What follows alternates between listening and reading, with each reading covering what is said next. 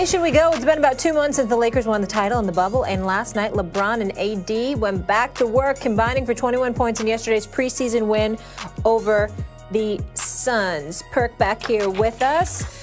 Stephen A., starting with you. Will you be worried, though, if the Lakers get off to a slow start?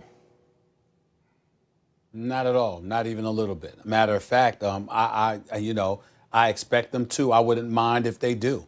I have no problem whatsoever. When we talk about load management, is much as I have been profoundly against that over the years. It's with the exception is LeBron James. If LeBron James, for any reason, said, you know what, I don't want to start playing till January, as a league, we should stand up and support him. Seriously.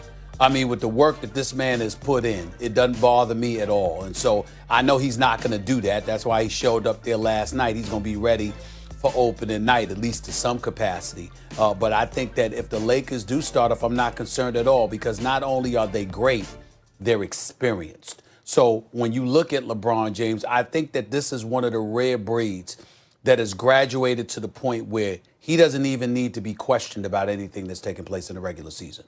Everything about him should be measured by postseason play.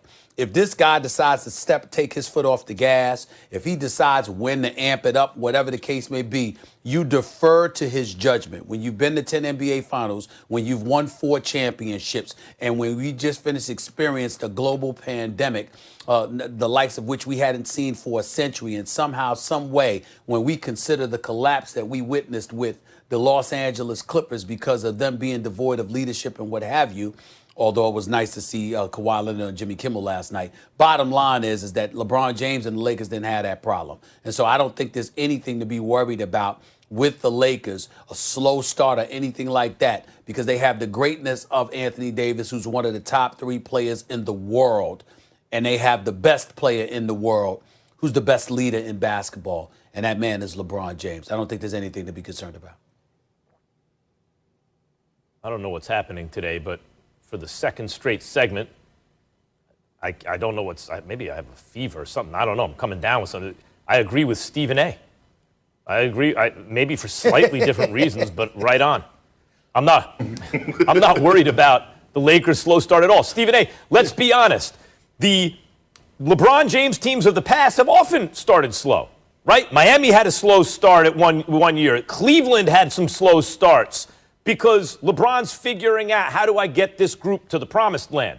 And in the meantime, he's 100 years old. He has more miles than anyone on his legs, and he has to pace himself. Now, last year, Anthony Davis came on First Take and told us he challenged LeBron to set the tone on defense. And I think AD was probably right last year, like with a new group of guys and this superstar combination. It's important for your best player to set that tone. And for a lot of the season, LeBron did play better regular season defense than he had in years. But given his age and his mileage, it's, I think, not responsible even to expect him to play defense, for example, all regular season.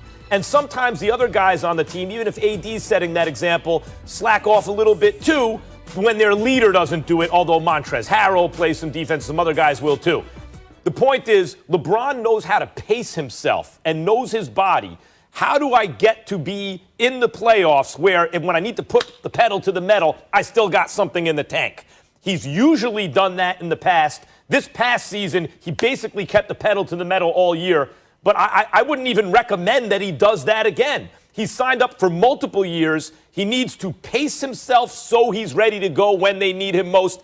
And if the Lakers get off to a slow start while LeBron's figuring it all out, no big deal, because when the lights are brightest, he'll show up. Well, I'm not worried about the Lakers at all. Matter of fact, the only thing I'm worried about is the Lakers coming out and dominating the league. Because when you look at this roster, in my opinion, this is the best roster on paper that LeBron James has had in the last 4 years. And no disrespect to last year's championship team, but when you look at the additions that Rob Pelinka made, I'm looking at this, and LeBron can pace himself. He can take games off and do load management because they have weapons. They have guys that could come in and get the job done and deliver in great fashion. And when I say that, I'm looking at a guy like Dennis Schroeder, who's capable in the regular season, especially is capable of going for 30 plus a night. You got Montrezl Harrell, another guy that's capable of giving you 20 a night if LeBron just decides not to play that night. And then you have Anthony Davis, along with Wes Matthews, along with Marcus Gasol, along with Taylor Horton Tucker, who keeps thriving, and even Kyle Kuzma. Although I disagree with his style of play at times, although I disagree with Kyle Kuzma at times on how he plays the game of basketball, one thing about it, when he gets hot, he gets hot. So with the Lakers roster, job well done by Rob Pelinka, I'm worried about them coming out and dominating too early.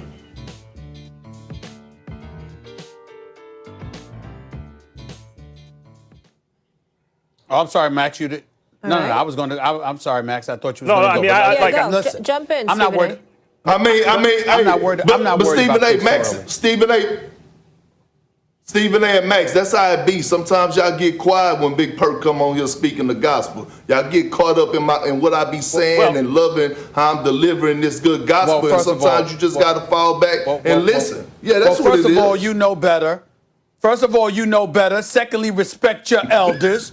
Thirdly, and more importantly, that is factually incorrect, Kendrick Perkins. I mean, the fact of the matter is you do drop a lot of science, and I love you to death. But there are some things that you say sometimes I'll be wondering about you, bro. I'll be wondering about you sometimes. Yeah, not most, not all, but sometimes, yes. I feel sorry for your loss. I feel sorry for your loss because you're not being open-minded. When I tell you certain things, I'm just trying to teach you. I was just under the impression you wanted to debate us on this, that you thought that you would be worried if they got off to a slow start. But since we all agree, next topic.